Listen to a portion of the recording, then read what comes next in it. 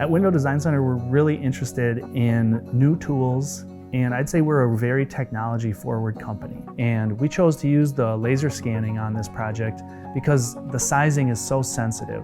There's really very little margin of error for the windows. So when we order them custom made to fit perfectly into the opening that exists. With that laser scanner, like I said, it gives us such precise measurements that we're able to minimize our mistakes. I don't know of a single other window dealer like us who uses laser scanning technology.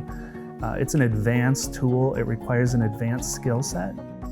So we used a method that we've never seen anywhere before, and we kind of invented this ourselves. So for the upper levels, we actually went inside the building, went up to the windows, opened the windows, and pushed our laser scanner outside of the windows on a long pole.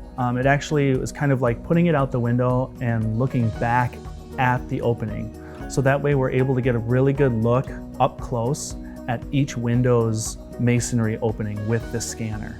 So that's a really kind of specialized process. At Window Design Center, we're really good at getting creative and coming up with solutions to problems that we encounter kind of project by project.